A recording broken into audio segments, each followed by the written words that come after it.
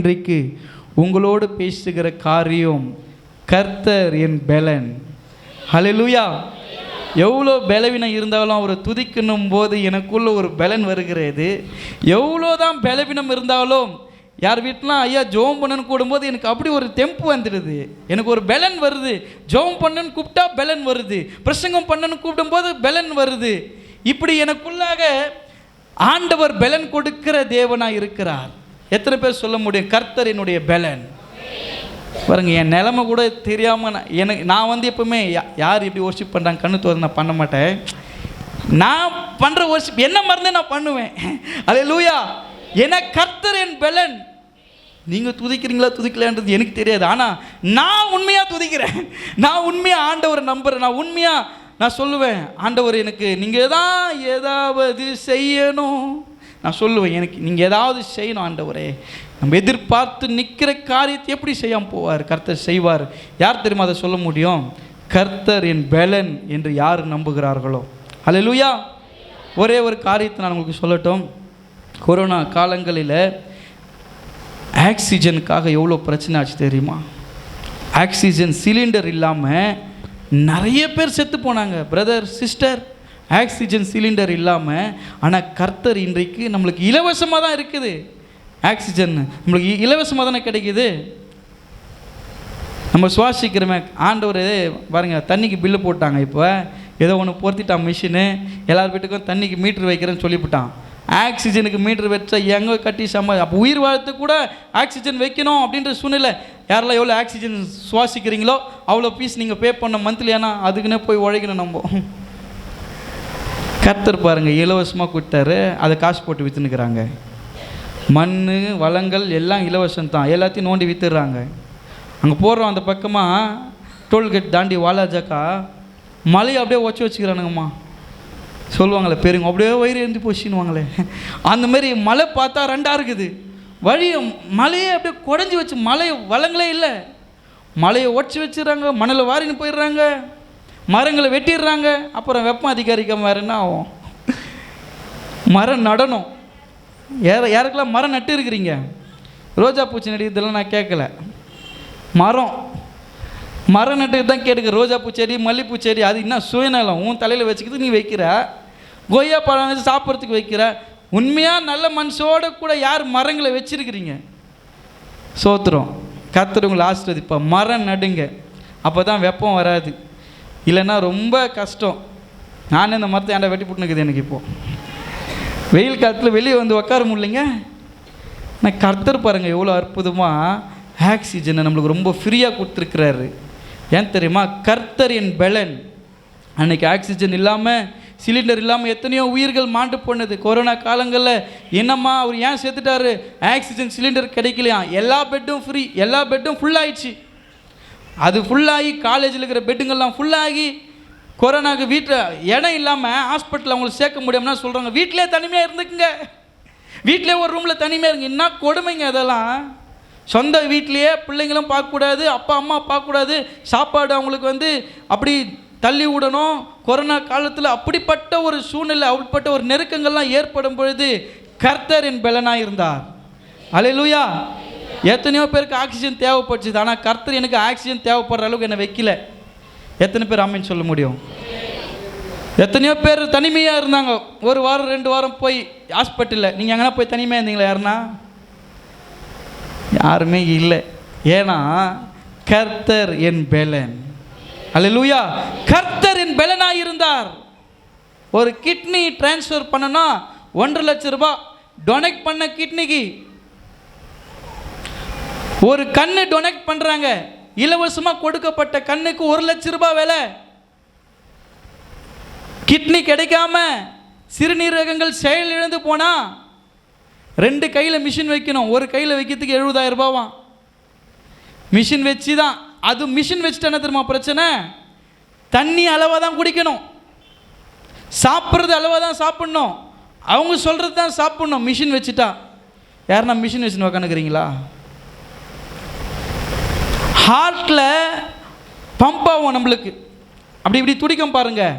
அது நின்று போயிட்டு செயற்கையாக வைக்கணும், ஒரு ஸ்ப்ரிங்கு வைக்கணும் அப்படின்னா வாங்கிடுறாங்க 5 லட்சம் ரூபா. உங்களுக்கு நல்லா துடிச்சிட்டு இருக்குதுங்க.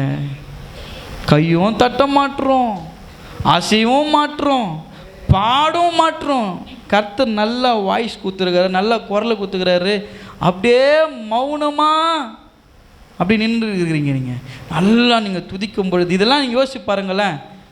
நம்ம வேலை, நம்ம மனுஷனுடைய சரீரத்தில் இருக்கிறதுக்கு ஒவ்வொன்றுத்துக்கு ஒரு வேலை ஃபிக்ஸ் பண்ணிட்டு இருக்கிறாங்க. மருத்துவ ரீதியாக கிட்னிக்கு ஒரு வேலை, கண்ணுக்கு ஒரு வேலை, ரத்தம், ஆமாம் ரத்தத்துக்கு ஒரு வேலை.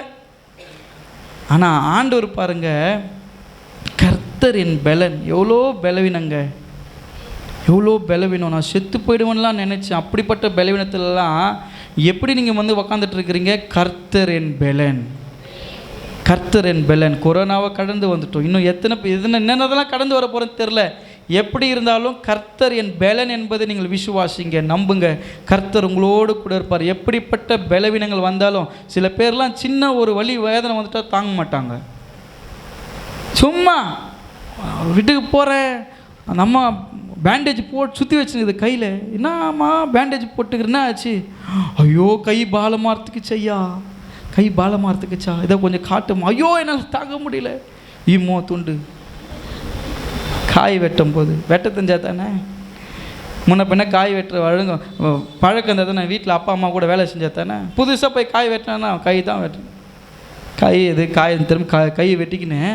ரிமோ துண்டுங்க, சும்மா அப்படி கீர்ன மாதிரி இருக்குது. இந்த தீரஞ்சாசம் வந்தால் கூட அதை வலி தாங்கிக்குவோம் போல இருக்குது. தம்மோ துண்டு கீரலுக்கு போயிட்டு இவ்வளோ பெரிய பேண்டேஜ் இப்படியே வச்சுனுக்குது கையை. என்னம்மா கை இப்படியே துப்பாக்கி மாதிரி வச்சு நிற்கிறேன். ஐயோ ஐயா அடிபட்டுச்சு, வலி தாங்க முடியலையா, கொஞ்சம் ஐயோ பாலமாக இருக்குது, பாலமாக இருக்குது, கொஞ்சம் காட்டுமா, ஜோம் பண்ணலாம் அப்படின்னு. அப்படியே அது பிரிக்கும் போது ஒரு எக்ஸ்பிரஷன் கொடுத்தாங்க போகிறோம். ஐயோ ஐயோ ஐயா ஐயா ஐயா ஐயா ஐயா என்ன இப்படி கற்றுது? ஒருவேளை பாலமாகவே அறுத்துட்டுக்குதா, பயந்தே போட்டேன் நான். பாலமாக அறுத்துட்டுக்குதா தெரியலையேன்ட்டு பிரித்து பார்த்தா எங்கம்மா அடிப்பட்டதே காணனா. ஆரிச்சான்னு பார்த்தா தோயா தோ. இதெல்லாம் ஒரு அடி. அவன் பாலமாக வெட்டின்னு தையல் போடாமல் சுற்றிட்டு இருக்கிறான். காலில் பெரிய ரணமாயிட்டு அவனே வலி தாங்கின்னு போயிட்டுருக்கிறான். தம்மோ துண்டு ஒரு சின்ன கீரலுக்கே உன்னால் தாங்க முடியலையே, நீ எங்கே கர்த்தர் என் பலன் சொல்ல போகிற?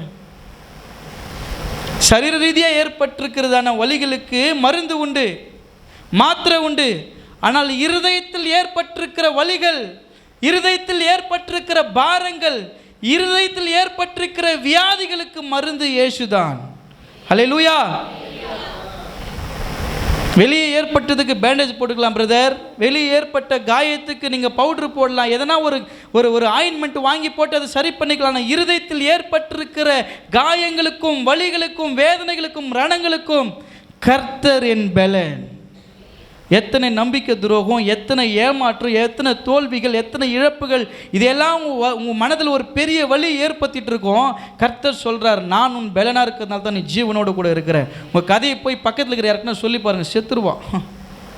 உண்மையை சொல்கிறேன், உங்கள் வாழ்க்கையில் நடந்திருக்கிற ஒவ்வொரு இன்சிடென்ட் உங்கள் கூட வேலை செய்யணும்.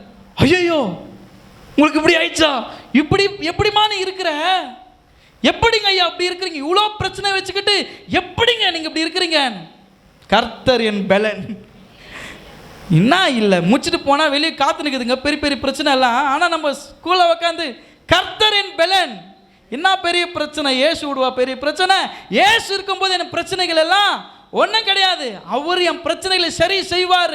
கர்த்தர் என் பலன் என்று நம்பிக்கொண்டிருக்கிற பிள்ளைகளுடைய இருதயம் உடைக்கப்பட்டிருந்தாலும், பலவீனத்தோடு வந்திருந்தாலும், ரணங்களோடு வந்திருந்தாலும், கர்த்தர் உங்களுடைய காயங்களை கட்டி நொறுங்குண்ட இருதயத்தை தேற்றுகிற ஆண்டவர் சொல்லுகிறார், கர்த்தர் என்னுடைய பலன் என்று தாவீது சொல்லும் பொழுது கர்த்தர் தாவீதுக்கு ஒரு பலனை கட்டளையிட்டார். காரணம் தெரியுமா? எல்லா சூழ்நிலையிலும் தாவீது ரொம்ப ஆசீர்வாதமாக இருக்கிறாருங்க, எல்லாவற்றிலும் ஆசீர்வதிக்கப்பட்டிருக்கிறார். அவர் சொன்னபடி ராஜாவாக்குனார், அவரை கோலியாத்தை வென்றாரு, எல்லாவற்றையும் ஜெயித்துட்டு அவர் நிற்கும் பொழுது அவருக்கு ஏற்பட்ட ஒரு சூழ்நிலை, சொந்த நெருக்கமான நண்பர் மாமனார் மூலமாக தான் பிரச்சனை வந்துச்சு. சவுல் தான் எழும்பி நிற்கிறாரு. பொறாமையினால இவன் கொன்றது 1000, இவன் கொன்றது 19,000 டான்ஸ் சொன்னாங்க பாருங்க, அதுதான் பிரச்சனை. பொறாமை வந்துச்சு. அவனுக்கு எல்லாமே இருக்குதுங்க, செல்வம் இருக்குது, பணம் இருக்குது, ஆஸ்தி இருக்குது, அந்தஸ்து இருக்குது, கௌரவம் இருக்குது, அதிகாரம் இருக்குது, ராஜான்ற அதிகாரம். ஆனால் சவுலுக்கு பயந்து போகிற ஒரு சூழ்நிலை. சவுலுக்கு பயப்பில்ல, சவுல் மீது அபிஷேகம் பண்ணார். ஆண்டவரை பயந்து அவர் சொல்றாரு, என்னதான் சவுல் என்னை நெருக்க வந்தாலும், என்னதான் சவுல் என்னை வந்து அழிக்க நினைத்தாலும், கர்த்தர் என் பெலன். யார் உங்களை அழிக்க நினைச்சாலும், யார் உங்களை தூரு வாரணும்னு நினைச்சாலும், யார் உங்களை காலை வாரணும்னு நினைச்சாலும், கர்த்தர் உங்கள் பெலனாக இருந்தால் வாரி விடுறவன் தான் கீழே விழுந்து போவான். நான் சொல்கிறான் பாரு, அவனுக்கு வெட்டின குழியில் அவன் தான் விழணும். யாருக்குடா இவ்வளோ பெரிய குழி, உனக்கு தாண்டா, உன்னை தள்ளுறதுக்கு தாண்டா அப்படின்னு நம்மளை கூப்பிட்டு போவான். நம்மளை ஓடி வந்து தள்ளான்னு நினைக்கும் போது நம்ம இப்படி திரும்பிட்டோம்னா அவன் போய் உள்ளே வந்துட்டு வாங்கியோ. லாஸ்ட்டில் நம்மளே டே வாடா, என்னடா உள்ளே வந்துட்டுக்கிறேன், கை கொடுறா. அவன் யோசிப்பான் உள்ளே இருந்து, அடப்பாவி உன்னை தள்ளான்னு பார்த்தா நானே ஊந்து போட்டேன். உங்களை தள்ளணும்னு நினைச்சாங்கன்னா கர்த்தர் விடுவாரா? உங்களுடைய இருதயங்களை ஆற்றுகிற தேவன் சொல்றார், கர்த்தர் என் பெலன். அவர் உங்களுடைய பெலனாக இருக்கிறார். அவர் உங்களை பலப்படுத்துகிற தெய்வமாக இருக்கிறார்.